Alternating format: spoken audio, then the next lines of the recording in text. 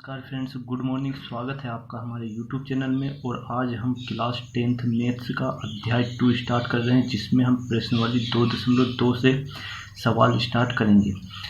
अब इससे पहले यदि अभी तक आपने हमारे चैनल को सब्सक्राइब नहीं किया है तो चैनल को सब्सक्राइब कीजिए, बेल आइकन प्रेस कीजिए ताकि हमारे अगले वीडियो के अपडेट्स आपके पास सबसे पहले पहुँच सके। सेकेंड अध्याय जो है हमारा वो है बहुपद। तो आपको सबसे पहले बहुपद के बारे में जानेंगे कि बहुपद क्या होते हैं। तो बहुपद होते हैं, सबसे पहले पहला बहुपद जो है वो है रेखिक बहुपद।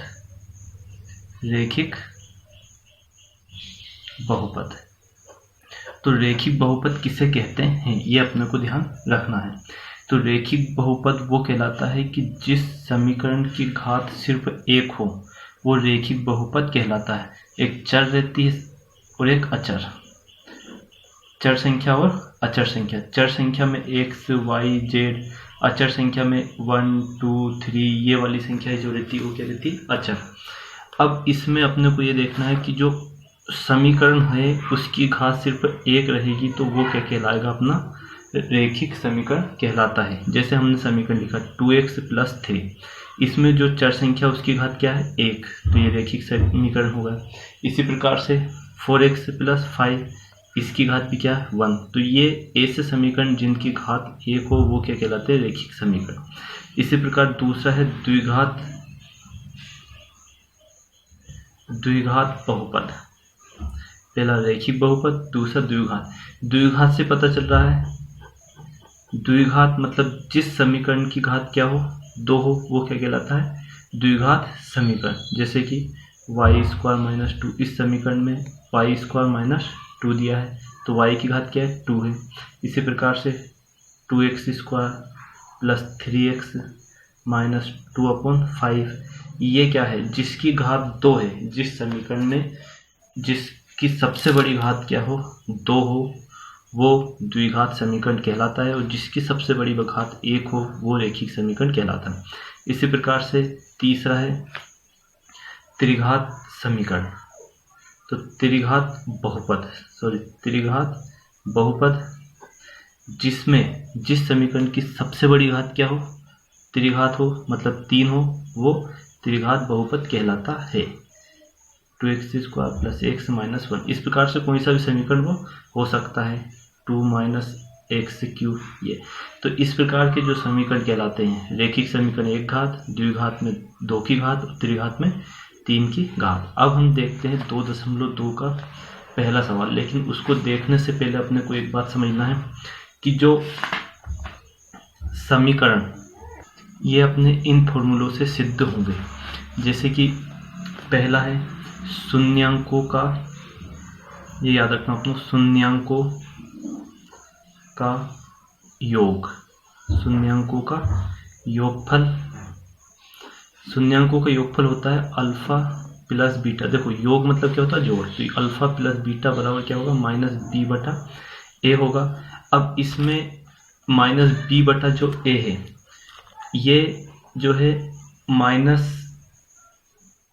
-x का गुणांक, ये किसका गुणांक रहेगा, x का गुणांक रहेगा, माइनस, और ये रहेगा x² का गुणांक। अब ये भी समझना अपने को कि x² का गुणांक और ये -x का गुणांक क्यों। जैसे कि समीकरण उदाहरण के लिए अपन यहाँ देखते हैं ax² + bx + c, ये अपने को समीकरण दिया हुआ। इसमें जो ये a है, a दिया अपने को, तो हमने यहाँ लिखा कि x², क्योंकि ये x² है और इसका गुणांक क्या है, जो इसके आगे जो संख्या रहती है वो इसका गुणांक रहता है। तो ये x² का गुणांक x है, तो यहाँ लिखा अपन ने -x का गुणांक, क्योंकि माइनस के b के आगे माइनस दिया ऑलरेडी, इसलिए -x का गुणांक। तो ये x का आगे क्या b है, यहाँ भी b दिया है, तो ये x का गुणांक।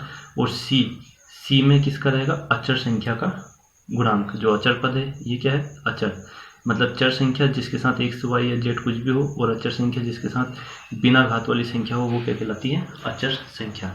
इसी प्रकार से दूसरा है शून्यांकों का गुणनफल। शून्यांकों का गुणनफल, तो अल्फा × बीटा, c बटा a रहेगा। तो इसमें देखना आपको c दिया अपने को अचर पद और a क्या है, एक्स स्क्वायर का गुणांक, यह भी ऊपर किया अपने। तो ये एक्स स्क्वायर का गुणांक और c क्या है, अचर पद। ये शून्यांकों का योगफल और शून्यांकों का गुणनफल हो गया। अब हम देखते हैं पहला सवाल। अब पहला सवाल में दिया आपने को कि निम्न द्विघात बहुपदों के शून्य ज्ञात कीजिए, शून्यांकों तथा गुणांकों के बीच के संबंध की सत्यता की जांच कीजिए। तो पहला जो सवाल दिया अपने को एक्स स्क्वायर, पहला सवाल हल करेंगे जिसमें लिखा है x square minus x minus 8, ये दिया हुआ सवाल अपने को। अब इसमें मूलों शून्यांकों का योगफल और शून्यांकों का गुणनफल अपने को निकालना है। तो अभी अपन ने किया है कि एक्स के आगे क्या है, जब इसका गुणांक क्या है, एक्स स्क्वायर का गुणांक क्या रहेगा 1 और एक्स का गुणांक -2 और सी का क्या रहेगा 8।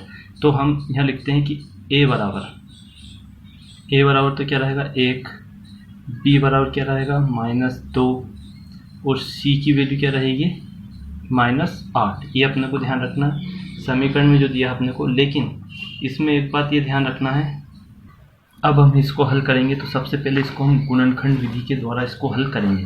तो आपको ध्यान रखना है गुणनखंड विधि के द्वारा इसे कैसे हल करते हैं।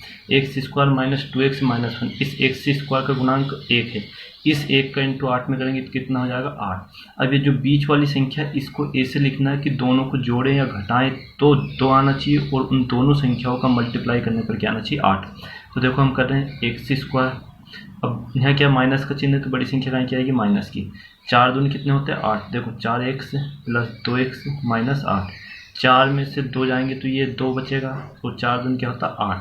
अब इन दोनों में से कॉमन निकालेंगे, इसमें से कॉमन निकालेंगे तो यहाँ क्या बचेगा x माइनस 4, इधर से कॉमन निकालेंगे तो x minus 4।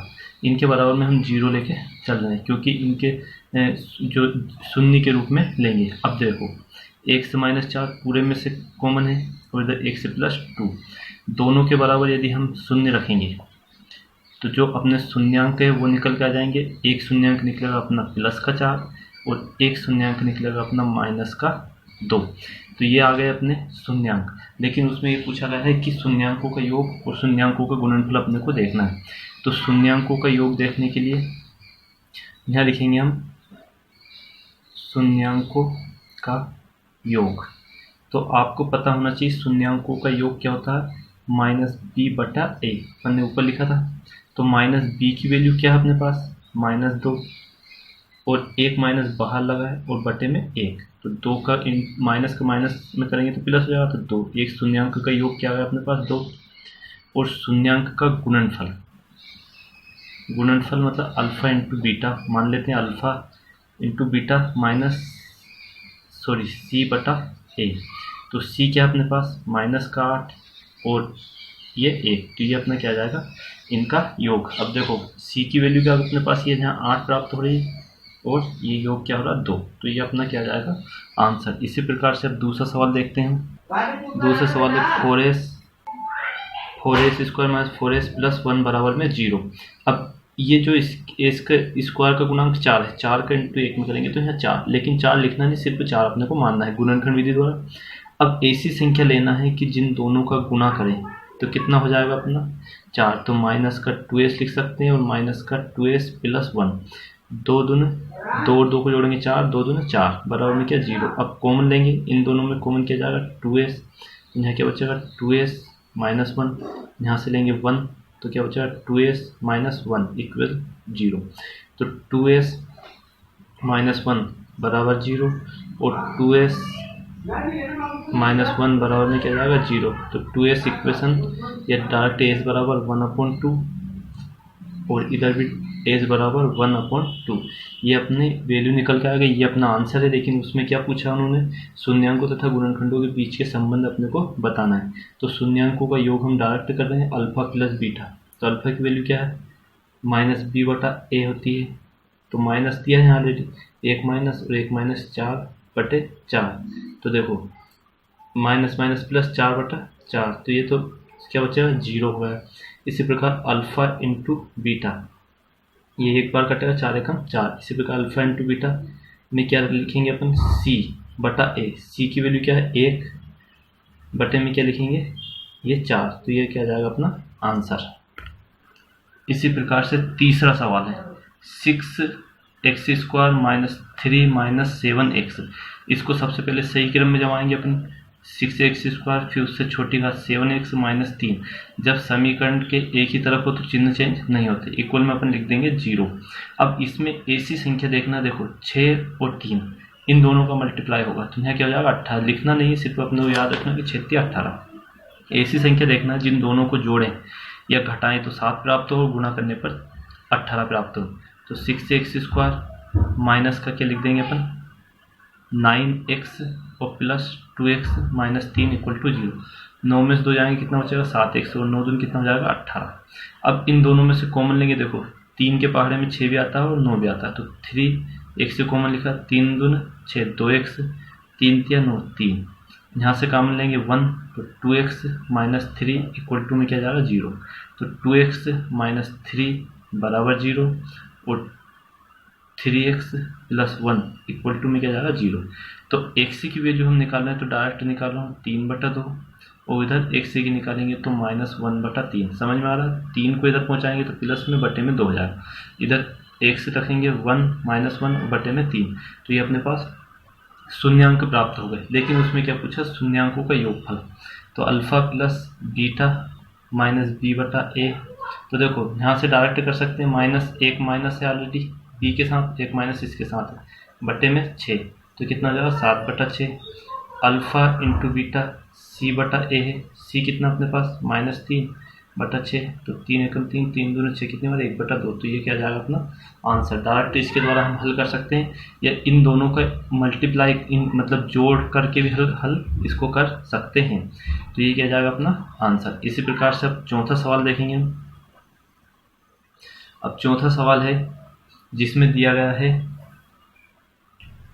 4u² plus 8u। ये सवाल दिया तो इसमें डायरेक्ट हम कॉमन निकाल लेंगे, तो कॉमन निकालेंगे 4u इधर है, 4 के पहाड़े में 8 आता है तो हम यहाँ लिखेंगे 4u कॉमन निकाला, यहाँ क्या बचा अब सिर्फ 1u प्लस यहाँ बचेगा 2 क्योंकि u तो बाहर निकल गया और 4 के पहाड़े में ये कितना 2 बार में। अब 4u के बराबर में हम यदि 0 रखेंगे तो u की इक्वेशन क्या जाएगी 0 ही आएगी, क्योंकि 4 बटे में पहुँचेगा तो क्या जाएगा 0। इसी प्रकार से यदि हम u प्लस 2 के इक्वल में 0 रखेंगे तो u की वैल्यू कितनी आ जाएगी -2, तो अपने पास ये आ गया। अब इसके भी अपने को गुणनफल शून्यांक निकालना, alpha plus beta minus b/a तो -b। अब देखो इन दोनों को यदि हम हल करेंगे, अल्फा प्लस बीटा है u प्लस 2, यदि हम इसको लिखेंगे यहाँ लिखा अपन ने 0 -2, तो जो अपना समीकरण आएगा वो किस रूप में आ जाएगा 2/0, तो अपना जो आंसर आएगा वो क्या जाएगा 0। इसी प्रकार से अल्फा इंटू बीटा लिखेंगे तो ये भी क्या जाएगा 0, सॉरी यहाँ आएगा 2 क्योंकि ये बटे में नहीं आएगा तो यहाँ आएगा 2 और यहाँ क्या जाएगा 0, तो ये अपने शून्यांकों का योगफल आ जाएगा। इसी प्रकार से अब हम पांचवा सवाल देखते हैं। पांचवा सवाल में दिया है t² माइनस का 15, t² माइनस क्या दिया अपने को 15 दिया हुआ है, t² माइनस 15 दिया है। तो देखो इसको हम इस रूप में लिख सकते हैं, आपको पता होगा फॉर्मूला होता है a² माइनस b², एक बार कायम लिखते हैं प्लस में और एक बार कायम लिखते हैं माइनस में। लेकिन 15 तो कोई सी ऐसी संख्या नहीं है कि जिसके करने पर ये दो रूप में प्राप्त हो जाए, जैसे कि 9 रहता है तो 3 3 कर सकते हैं, इसके ऊपर स्क्वायर कर सकते हैं, लेकिन ये ऐसी संख्या नहीं है। तो इस कंडीशन में हम क्या करते हैं, t² है तो इसको लिख देंगे हम एक बार माइनस में अंडर रूट में, काय में लिखेंगे अंडर रूट में, ये आपको ध्यान रखना, t माइनस 15 अंडर रूट और t प्लस 15 अंडर रूट में।